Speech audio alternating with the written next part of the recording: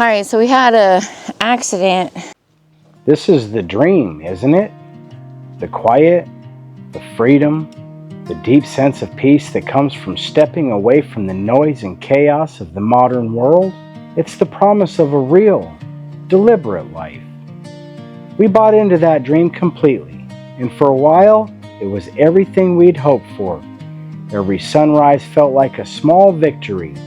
Every prep we'd put up was proof that we could do this on our own. But that's the highlight reel. That's not the whole story. The physical work is hard.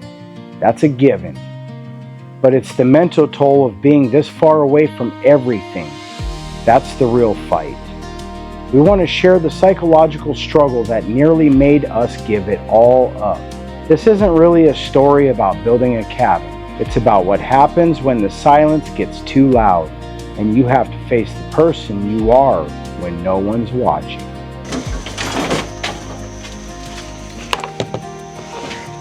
It's really eerily quiet around here.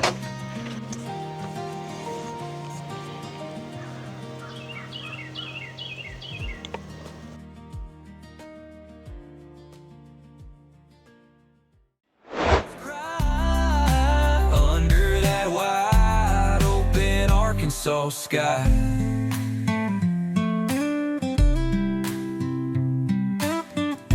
Hey everyone, welcome to It's All Grady. I'm Denise. And I'm Marcel. Welcome to our channel. Yeah, welcome to our channel. If you don't already know, we're a couple that gave up our city life for something different. And we found ourselves in the Ozark Mountains, building our dream home and a homestead. So previously on It's All Grady, what did we do previously? We created a potion. And if you haven't seen that video, guys, make sure you go back and check it out, because it was our very first time creating this potion. I think you'll dig it. All right, guys, so today we have a project that we need to tackle. We need to stage up an area so that we can stock our roof. If you don't already know, we're building our dream house and we are on the roof right now. But while I do that, guys, I want to share with you something that I believe is very important. It's a very raw and vulnerable subject. all right, you guys, we let this go too far. Welcome to the jungle, baby. All right, man, look at that. So what we like to do here on It's All Grady is we like to let the grass grow 7 feet tall, just so that we know what it feels like to be in the jungle. You know what I mean? If you look right now, you might suspect a lion might come jump through there and get you. But you're wrong. But maybe an alligator. Who knows? All I know is we've let it go too far, and now we're too scared to go through there. And I got to get panels up here, guys. So I need to at least clean up an area that we could get a couple of ladders stood up and stage up our panels. It's so big I can't use the weed whacker, guys. We gotta use the hedge trimmer. All right, here we go.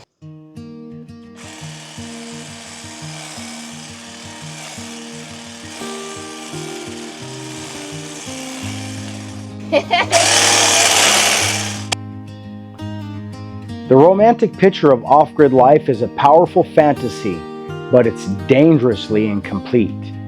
The truth is, the scariest predators out here aren't the ones with teeth and claws. They're the ones that live inside your own head. Before we moved out here, I swear I read every book and watched every video. I thought I was ready for the back-breaking work, but nothing prepares you for the sheer exhaustion of fighting back a landscape that wants to swallow you whole, or for the dark side of total isolation. That slow, creeping mental torture that can make you question everything you thought you knew about yourself. At first, the silence was incredible. It was like a balm after years of city traffic and the constant buzz of other people.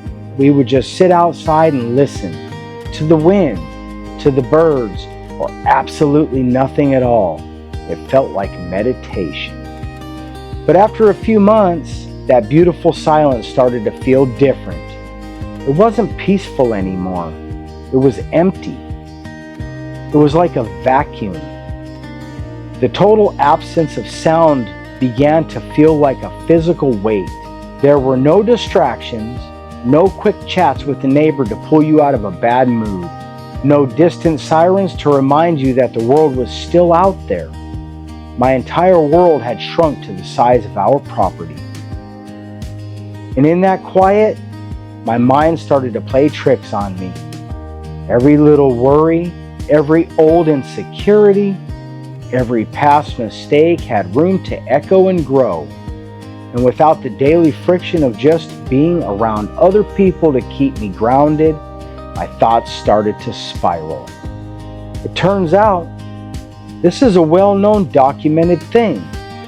Prolonged isolation is directly linked to higher anxiety, depression, and even makes your thinking feel fuzzy. You just feel disconnected and on edge all the time. The silence that once felt peaceful was now a constant, heavy reminder of just how alone we really are. Let me tell you, the to-do list in an off-grid life is a monster. It never, ever gets shorter. Something always needs to be fixed, planted, harvested, or built. You're not just living, you're running the entire infrastructure of your own survival. And that comes with a relentless, crushing pressure.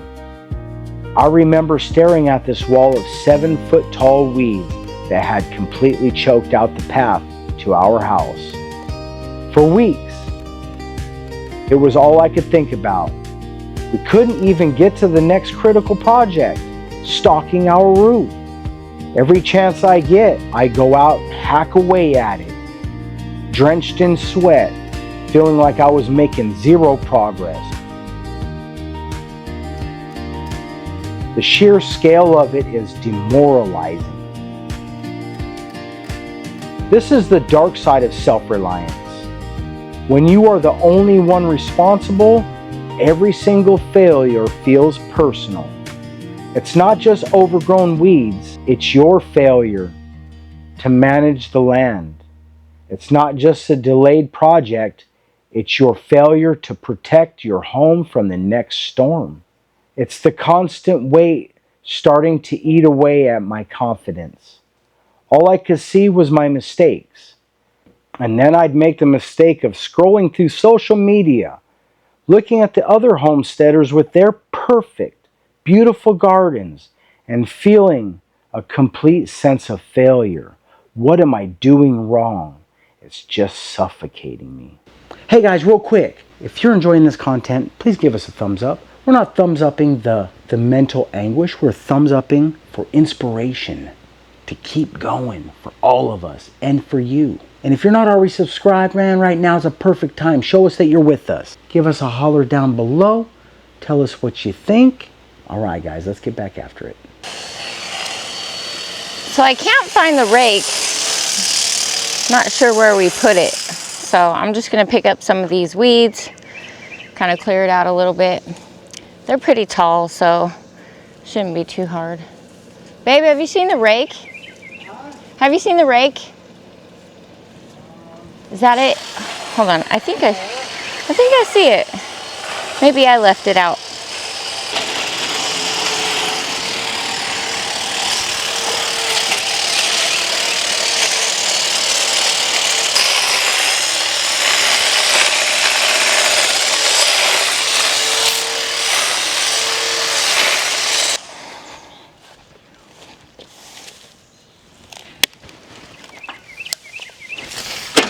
It's a rake!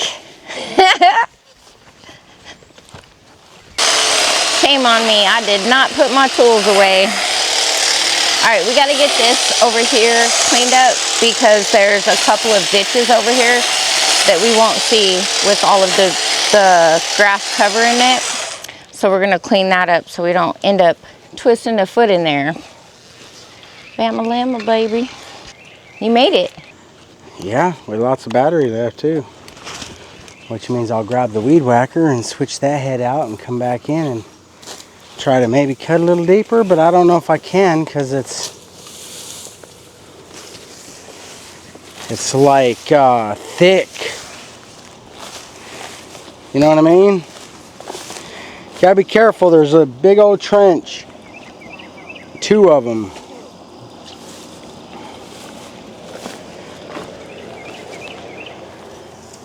Want to get a drink real quick? Yeah. This isn't working very well anyway.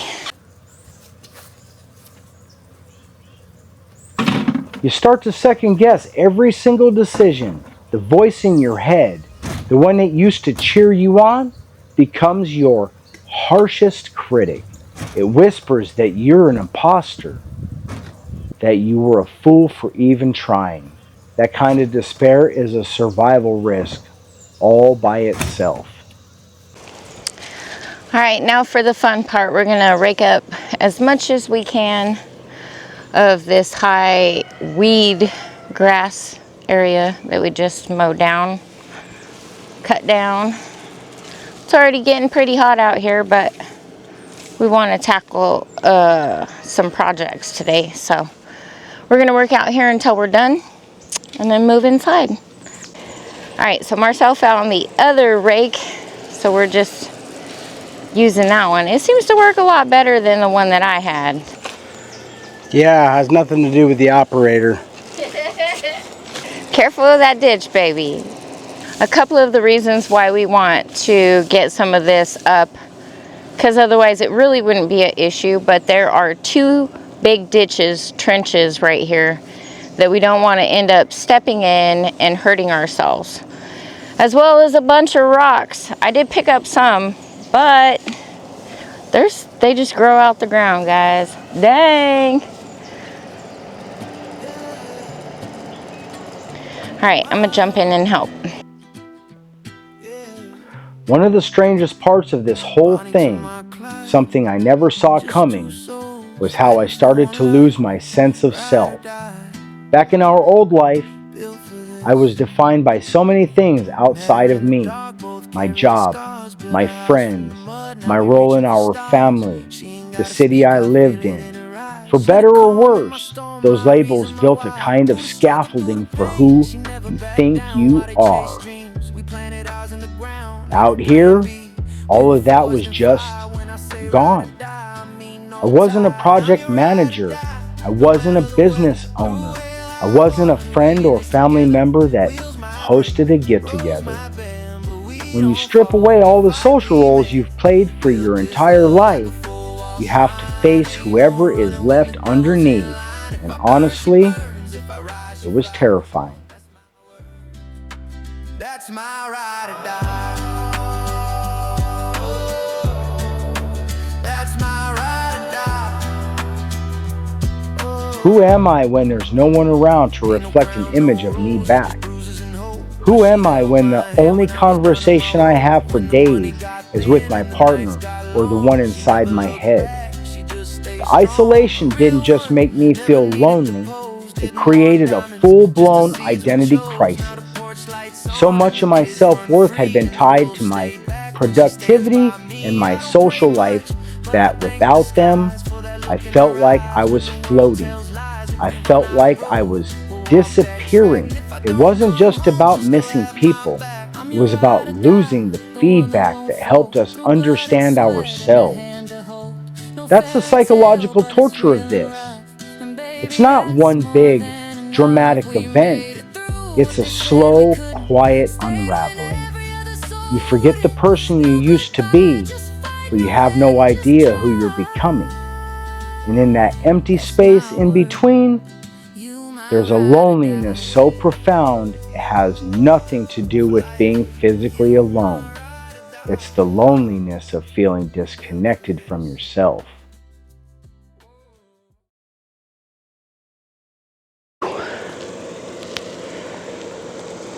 That's the second cut. Yeah.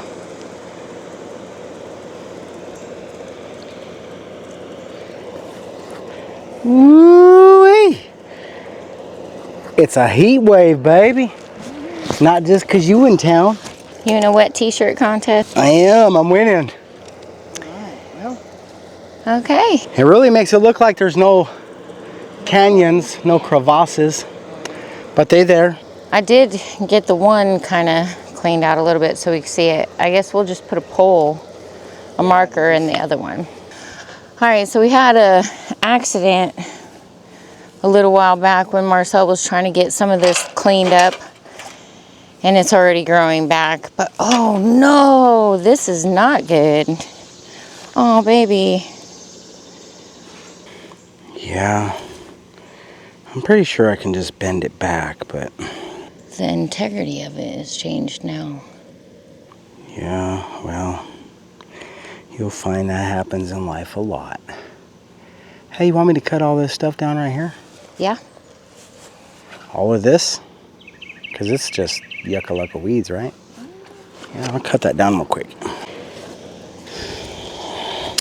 I was a little bit worried I was gonna have to use the weed whacker. I forgot it had this. It has the brush hog thing too, but then I gotta use a wrench. I just swapped this out with a push of a button.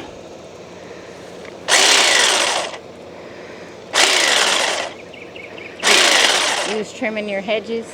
Yeah, it's like shaving. It's like shaving an old hippie. We're really surprised at how well this is doing. It wasn't even fully charged.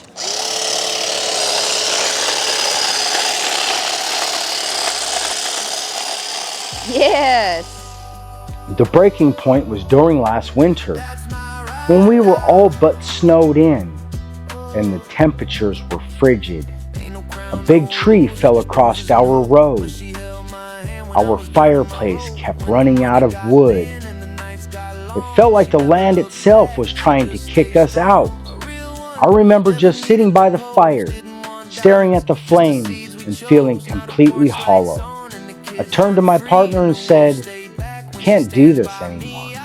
Quit. I want to go back."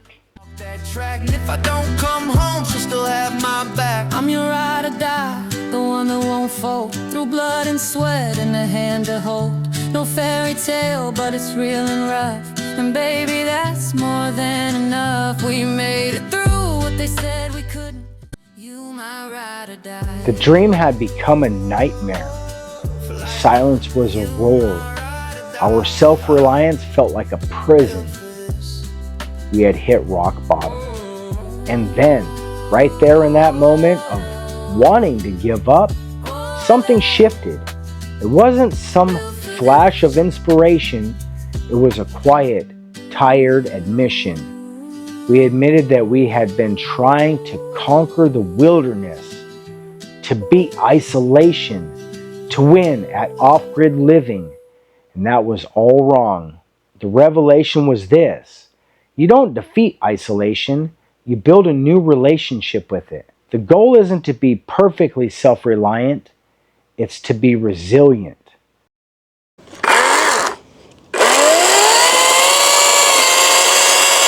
It's gonna take a while. Now I'm gonna go cut these trees down in the corner over here.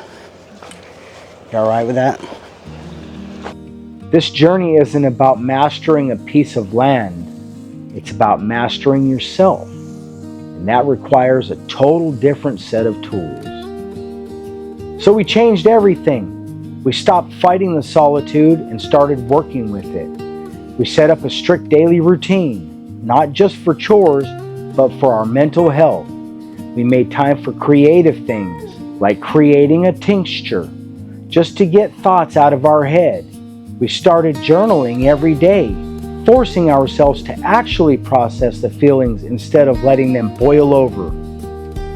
We broke overwhelming problems into tiny, manageable steps, and most importantly, we learned to look for moments of beauty and gratitude.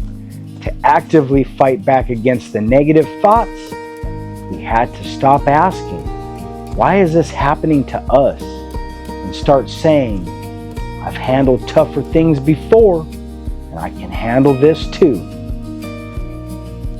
This has been the hardest thing we've ever done, not because of the physical labor, but because of the war we had to fight inside of our own minds.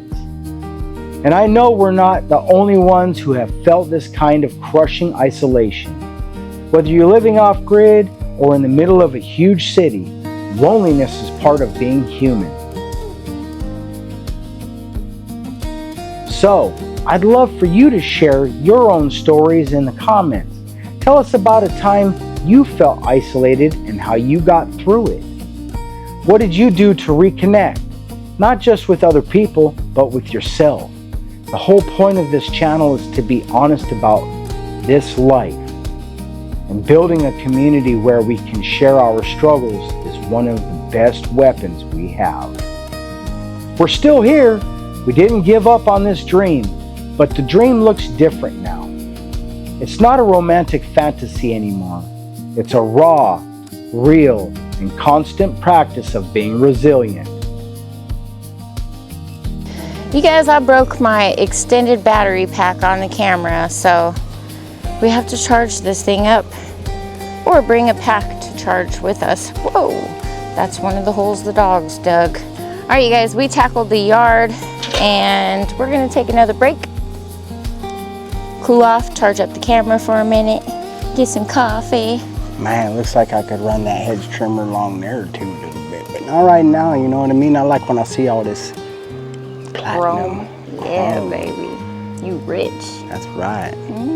I got all this Brosnan capital right there.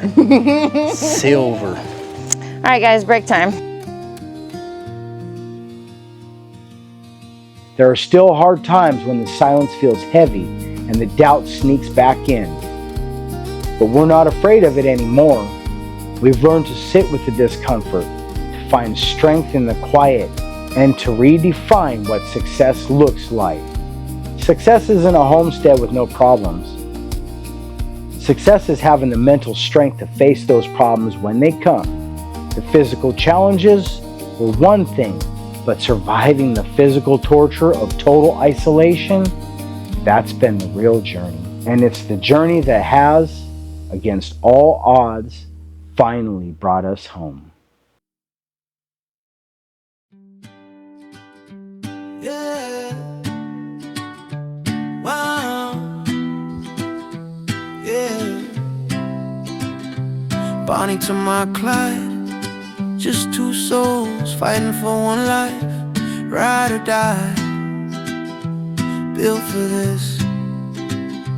Met her in the dark, both carrying scars. Built a house from the mud, now we reaching for stars. She ain't gotta speak, I feel it in her eyes. She the calm in my storm, my reason, my why. Through the struggle, through the pain, she never backed down. While they chase dreams, we planted ours in the ground. Ain't no plan B, we were forged in fire. When I say ride or die, I mean no tie. I'm your ride or die, no matter the weather. Through hell, high water, we in this together.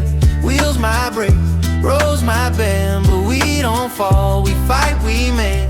Built this love like a four-wall shrine. Ain't no running when the devil's in line. If I burn, she burns. If I rise, she flies. That's my word. That's my ride or die. That's my ride or die.